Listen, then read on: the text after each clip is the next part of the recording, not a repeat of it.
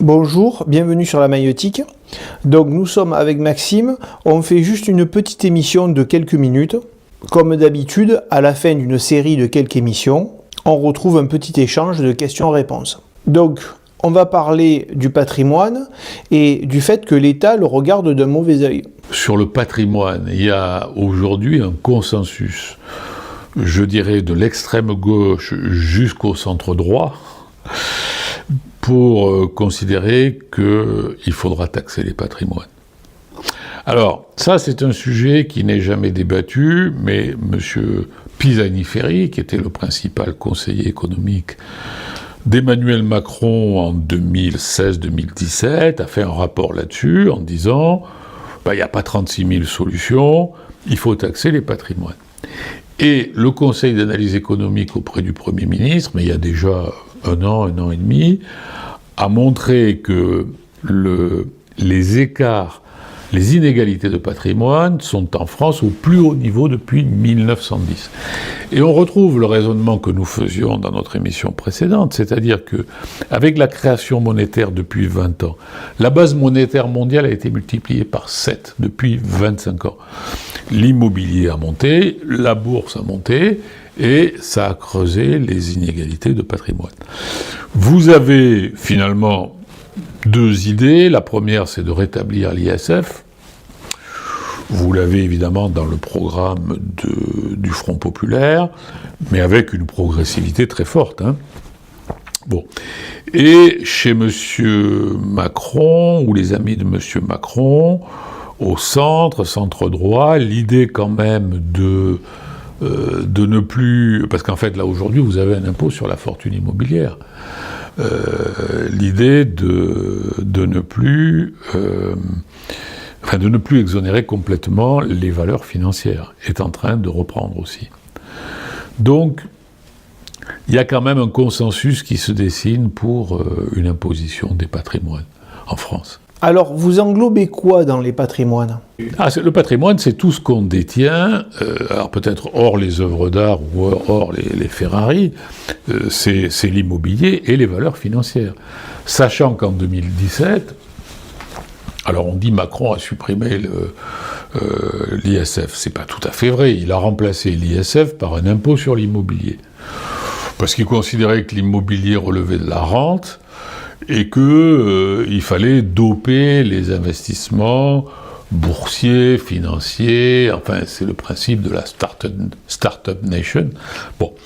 Mais là, il y a beaucoup de membres de sa majorité, notamment le MoDem, le parti d'Édouard Philippe aussi, qui reviennent sur ces idées. Moi, je vois revenir l'impôt sur la fortune, quel que soit, alors tout ça sera habillé, tout ça sera maquillé, mais de l'extrême gauche jusqu'au centre droit. Dans le fond, les hommes politiques se mentent à eux-mêmes et nous mentent. Nous allons payer, voilà. Et les gens de bon sens le comprennent, mais les médias ne le comprennent pas. Parce qu'en fait, il faut que le spectacle continue. The show must go on. Et donc, si vous dites que nous allons payer, alors là, les lampions s'arrêtent. Tout de suite, ça jette un froid. Vous ne pouvez plus faire votre émission s'arrête. Mais nous allons payer. Et donc, c'est pour ça qu'il faut réfléchir. Ok, donc les patrimoines avec une imposition. Mais si on revient sur l'histoire des comptes courants, de manière concrète, comment pensez-vous que cela va se passer ? Comment vont-ils arriver à récupérer notre argent sur les comptes courants ?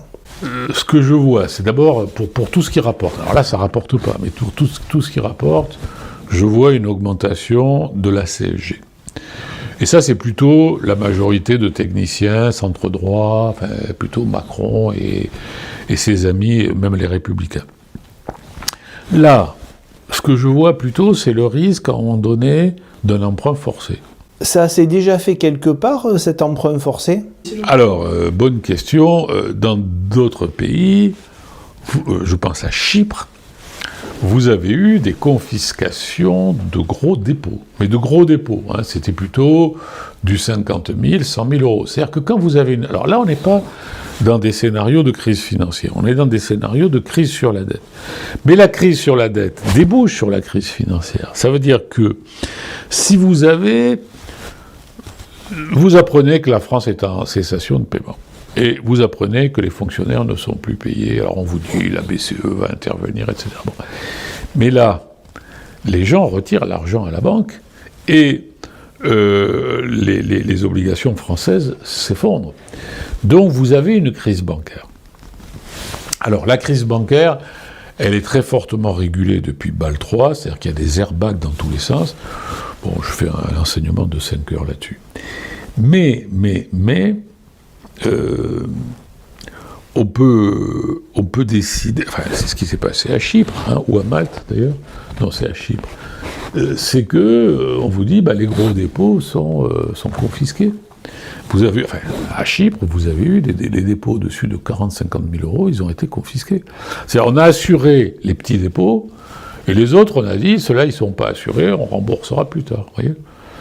Donc, non, 10 000 euros, c'est pas une somme, mais ne pas laisser 20-30 000 euros traîner, voilà, c'est ça l'idée, quoi. Mais tout ça, c'est des nuances, hein, c'est, encore une fois, je fais réfléchir, j'invite à la réflexion, et après, chacun adapte, hein, et puis à vous aussi de trouver vos infos, quoi.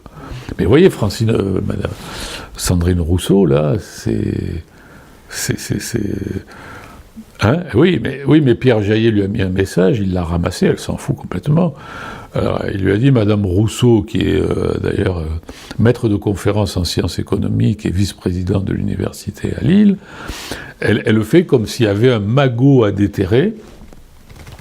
On déterre un magot, bon, en oubliant d'ailleurs que ce magot finance déjà une partie de la dette publique, parce que tout ce que nous avons dit, les SICAV, les assurances-vie, ça finance aussi la dette publique, vous voyez.